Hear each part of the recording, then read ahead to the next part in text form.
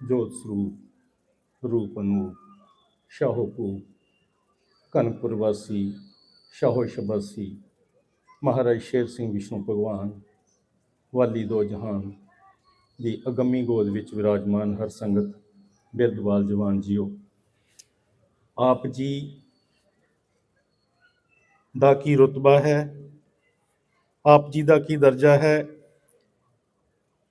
वो मैं हर बाणी दे द्वारा आप जी दे नूं दसूंगा कि हर बाणी दे विच आप जी दा की रुतबा है, आप जी दा की महत्व है, आप जी कौन हो। तुसीं बहुत ही वड्डे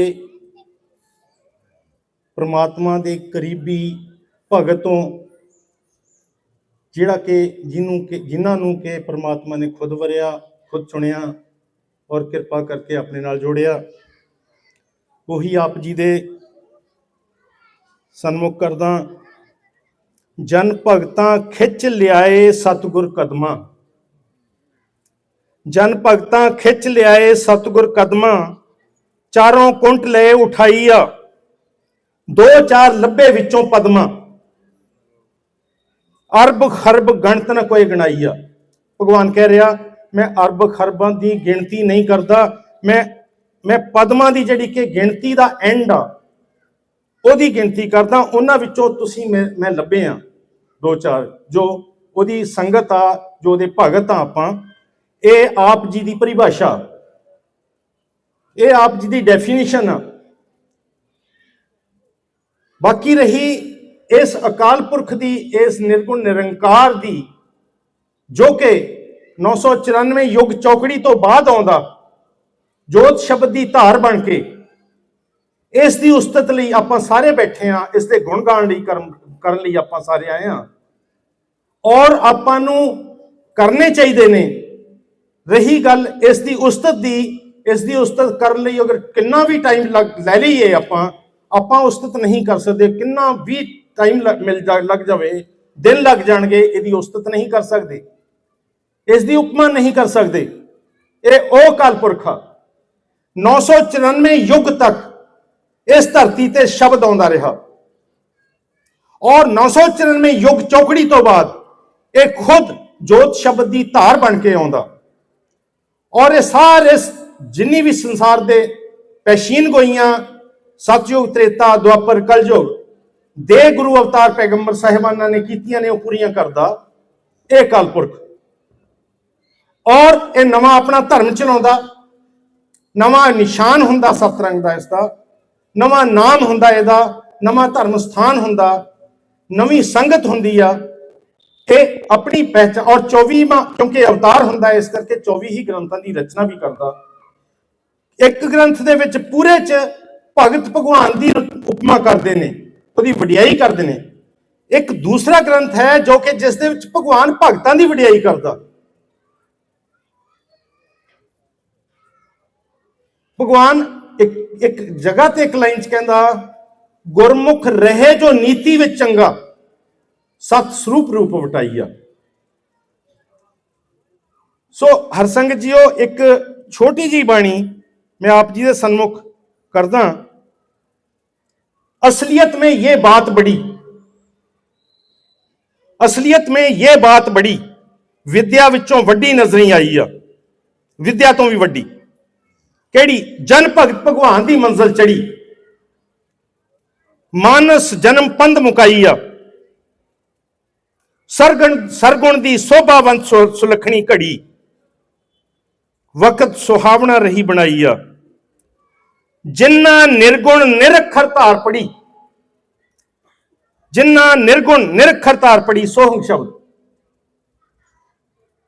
बिन रसना जेवा ढोला गाइया। क्योंकि रसना नाल या मूँह नाल ये शब्द नहीं इहदा जाप हुंदा, ये श्वास नाल हुंदा। उन्हां दे वासना अंदरों मरी, मारन दी लोड़ रही ना पाई आ। बुद्ध विवेक होवे खरी, बरी जगत विचों कराई आ। घर स्वामी सज्जन मिले हरी, जिहड़े करदे ने। घर स्वामी सज्जन मिले हरी, हिरदे बह बह खुशी मनाई, ਉਹਦੇ ਹਿਰਦੇ ਵਿੱਚ ਨਿਵਾਸ ਕਰ ਲੈਂਦਾ।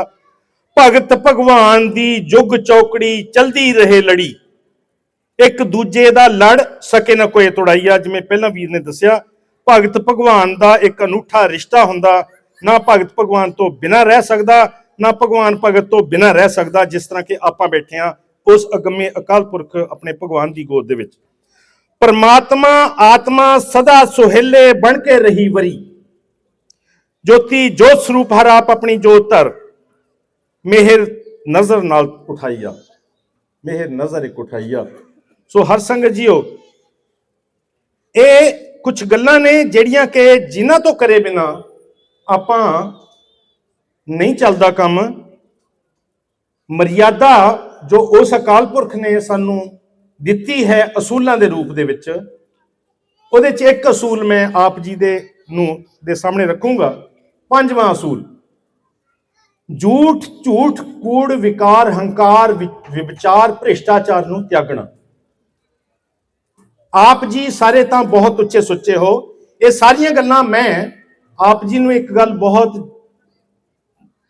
क्लीयर कर देना चाहना कि ये सारियां मैं अपने आप से अपलाई करता हूं, क्योंकि मैं आप जी तो सारे तो पिछे हाँ, छोटा, कि मैं अपने आप से अपलाई करके मेरे अंदर इंप्लीमेंटेशन है इहदा, या मैं खुद चलदा इहदे ते। आप जी नूं नहीं कहंदा। एक दो लाइनां होर पढ़दा जिहड़ी कि बहुत ही अहम ने। परमेश्वर सतस्वरूप एक सच्चे पातशाह 26 पोष शहनशाही संमत 11 जदों जलूस वापस आया स्कूल तो, महाराज सिंघासन ते विराजमान हो गए और तकरीबन 40 मिनट तक वो लैक्चर महाराज ने दिता। उन्होंने मुखारबिन तो एक शब्द कहा, काफ़ी शब्द ने लेकिन एक शब्द मेरे याद आ। उन्होंने कहा सी कि जब तक तुहाडे हिरदियां अंदर पूर्ण विश्वास, प्रेम ते भावना ते भगती ते सतो गुण ते सत स्वरूप नहीं आ जाते, तुसी संसार नूं मार्ग नहीं दे सकते। ये भगवान ने कहा सी, साडे लई कहा सी, सानू कहा सी। ये दूसरी गल, एक छोटी जी लिखत बस पढ़ के मैं समाप्ति करदा। 9 द्वारे पार करके हद, 8 तत्तां पार कराइया, 10वीं द्वारी से सुहा पलंग, रंग अपना दे रंगाइया। आपां ने 9 द्वारे जो शरीर दे ने अपने, इन्हां दी हद्दां नूं पार करना, इन्हां नूं कॉन्कर करना, इन्हां नूं जितना।